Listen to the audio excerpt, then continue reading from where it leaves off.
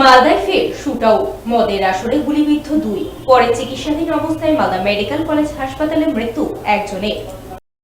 নিহত প্রদীপ কর্মকার বৈষ্ণবনগরে রাধানাথতলা এলাকার বাসিন্দা। গুলিবিদ্ধ অপরজনের নাম নিরঞ্জন দাস। তার বুকে গুলি লাগে। বর্তমানে চিকিৎসাধীন মালদা মেডিকেল কলেজ হাসপাতালে। ঘটনাটি ঘটেছে বৈষ্ণবনগর থানার বীরনগর 1 নম্বর পঞ্চায়েতে রাধানাথতলা গ্রামে। ঘটনায় খবর পেয়ে এলাকায় বিশাল পুলিশ বাহিনী পৌঁছায়। সঙ্গে উপস্থিত ছিলেন কালিয়াচকের মহকুমা পুলিশ আধিকারিক ফয়সাল রেজা এবং বৈষ্ণবনগর থানার আইসি বিপ্লব হালদার। জানা গিয়েছে, বৈষ্ণবনগরের রাধানাথতলায় নিরঞ্জন দাসের বাড়িতে বসেছিল মদের আসর।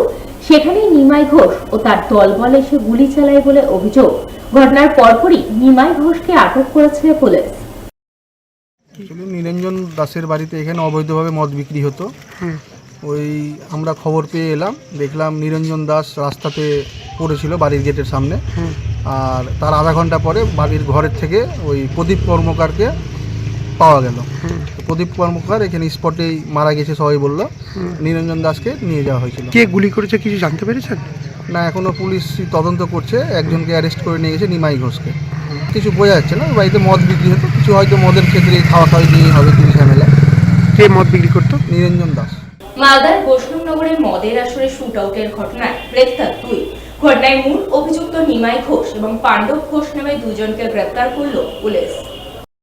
মঙ্গলবার রাতে চামাগ্রাম এলাকায় গুলিবিদ্ধ হয়ে মৃত্যু হয় প্রদীপ কর্মকার ও গুলিবিদ্ধ নিরঞ্জন দাসকে আশঙ্কাজনক অবস্থায় স্থানান্তর করা হয় কলকাতায়। আজ সকালে ফের ঘটনাস্থলে পরিদর্শনে যান পুলিশের তদন্তকারীরা। ঘটনাস্থল থেকে বেশ কিছু নমুনা সংগ্রহ করা হয়। তবে এখনো পর্যন্ত কি কারণে গুলি চালানোর ঘটনাটি ঘটেছে তা স্পষ্ট নয়। গুলির ঘটনার পর থমথমে গোটা এলাকা। ঘটনাস্থল সিল করে রাখা হয়েছে। এলাকায় বসেছে পুলিশি পিকেট। সকালে ঘটনাস্থলে যান স্থানীয় জেলা পরিষদ সদস্য পরিতোষ সরকার।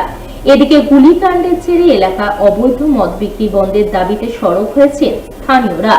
ঘটনায় ধৃত নিমাই ঘোষ এবং পাণ্ডব ঘোষের বাড়ি বৈষ্ণবনগর থানার বীরনগর রাধানাথতলা এলাকায়। ঘটনায় গুলি চালানোর অভিযোগ উঠেছে নিমাই ঘোষের বিরুদ্ধে। ধৃতদের বুধবার মালদা আদালতে তোলা হয় বলে জানা গেছে। এইগুলো পরস্পর ঘটে যাচ্ছে একমাত্র এই মদকে কেন্দ্র করা।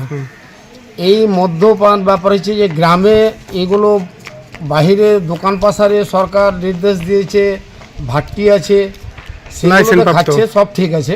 কিন্তু এই গ্রামের মধ্যে এরকম মানে মদ্যপান বিক্রি করা ওপেন, হ্যাঁ, এই পরপর ব্যাপার হচ্ছে যে এই যে ভুক্তভোগী মানে অনেক ফ্যামিলি অশান্তি ভোগ করছে। তো এইগুলো সরকারকে ব্যাপার হচ্ছে যে কি একটু প্রশাসন ক্ষেত্রে আমরা বলবো যে একটু ভূমিকা পালন করাটা একটু আমাদের রিকোয়েস্ট থাকলো। জানতে পারলাম যে 2 জনকে গুলি করে দিল।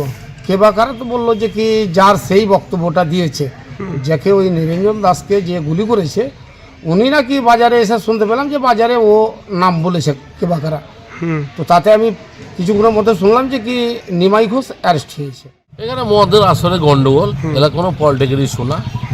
আর যে গুলি করেছে আর যে মানে গুলি খেয়েছে ওরা কোনো আমাদের দলের কোনো লোক না, কোনো দলের লোক না। তো ঘটনাটা কি বুঝতে পারছেন? হ্যাঁ, ঘটনাটা কি বুঝতে পারছেন? ঘটনাটা এখানে আমার মনে হয় যে ভিতরে কোনো মদ খাওয়ার লোকের মধ্যে যা হয় যে উচ্চঅঙ্গ কিছু হয়েছে দোকানদার মদালার সঙ্গে মদ যায় খাতার সঙ্গে, তাহলে এরকম ঘটনা ঘটবে কেন?